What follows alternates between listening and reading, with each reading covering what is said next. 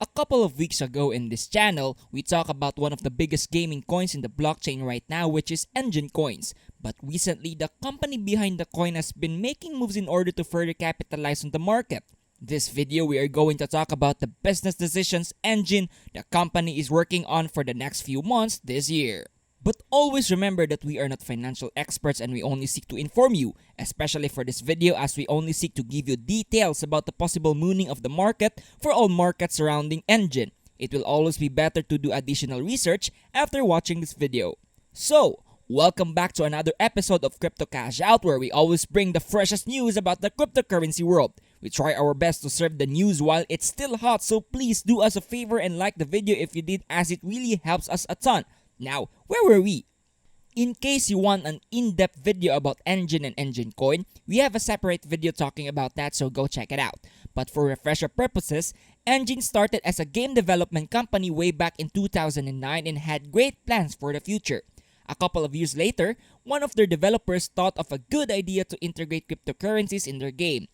In 2017, his vision was approved in their company, thus the creation of the ENJ token. Again, we dove deep about ENJ in our video, so if you want to check that after watching this video. Video games have played a massive part in how people enjoy their lives despite the brutal world out there. In fact, the whole gaming industry was valued at over $159.3 billion in 2020. Couple that with the popularity of cryptocurrency, then you have companies trying to implement the blockchain in their games.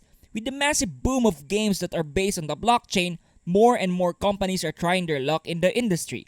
In blockchain games, players are not only earning money through in-game assets and NFTs, but they can also have fun, which is a huge factor to any company who wants to keep their players from leaving the game they created. Some companies are taking the extra step by helping those who want to create their blockchain games. CDFI is one of those companies. They are an incubator and launchpad for blockchain games and gamers. They do this by providing developers with their games by providing them with initial game offerings or IGOs. This IGO is essentially a crowdfunding to help the game with their community building and marketing campaigns. The gamers are also given tokens provided that they participate in the IGO. Another company who is doing this is GameFi. So, what does Enjin do to combat this? In November 2021, they released an Enjin Starter, which is also a gaming launchpad to help the games in their library and the metaverse. It is built on Enjin's JumpNet and targets Affinity in its roadmap. Enjin Starter lets game developers look through and think of different and innovative ways to raise funding for their game projects. One means of this fundraising is through the sale of NFTs and in-game items. Enjin Starter also allows US citizens to participate in Initial DEX Offering or IDO, which is a different model for decentralized exchange projects. Doing so supports organizations and developers for the growth of their business in the blockchain ecosystem. Since the release, they have already launched over 30 IDOs in their platform with a total amount raised of $3 million. They are also excited to help more developers jumpstart their careers in the gaming industry.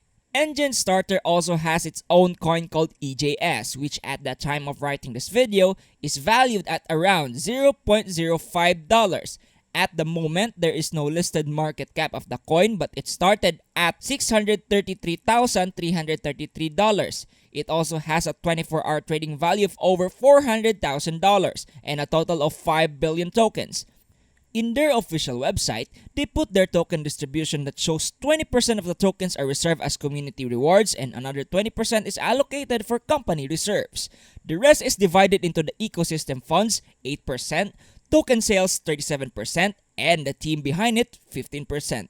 Out of the 8% of tokens that will be allocated for the funds, it will be used for different things such as operations, marketing, legal, and most importantly, development.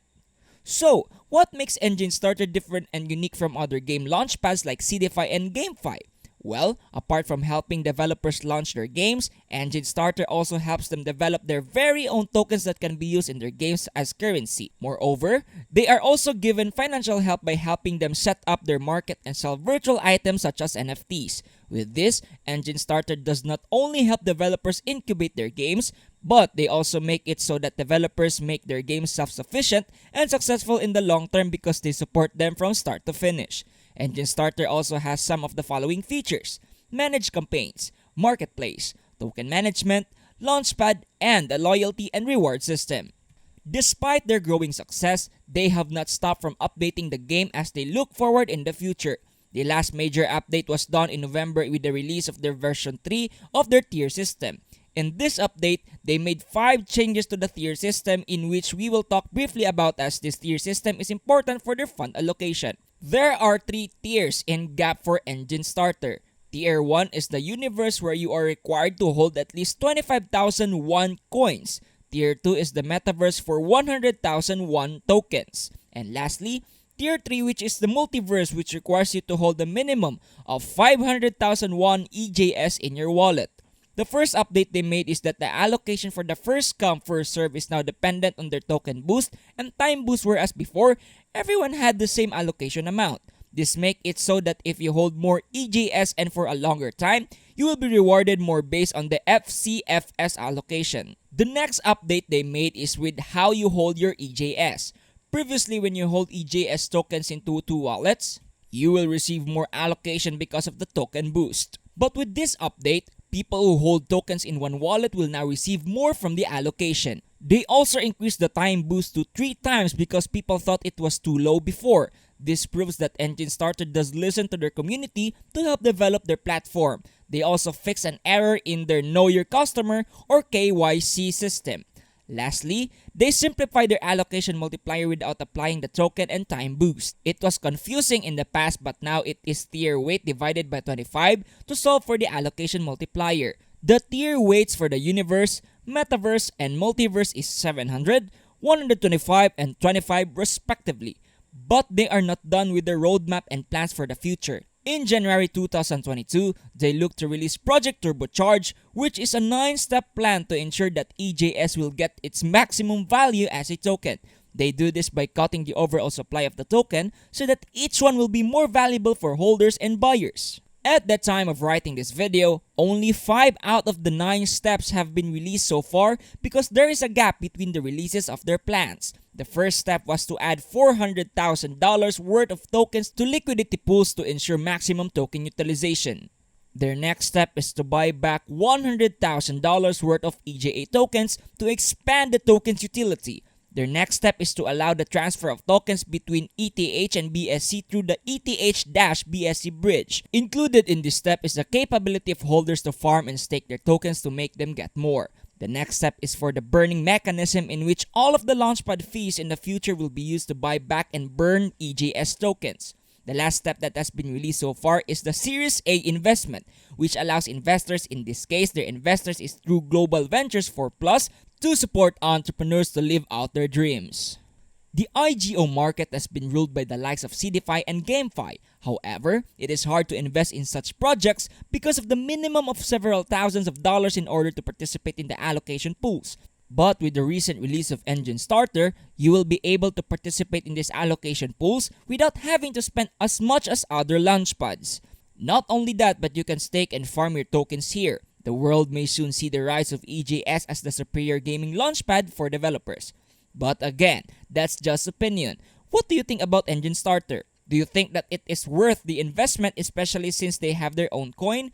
Well, be sure to comment down below for a chance at a shoutout giveaway. Also, we publish videos regularly, so don't forget to subscribe so you won't miss an upload from us in the future. Like the video if you haven't already. If you want a video talking about the money transfer capabilities of Ripple, we have an awesome video talking about that. Thanks for watching. Until next time, have fun cashing out!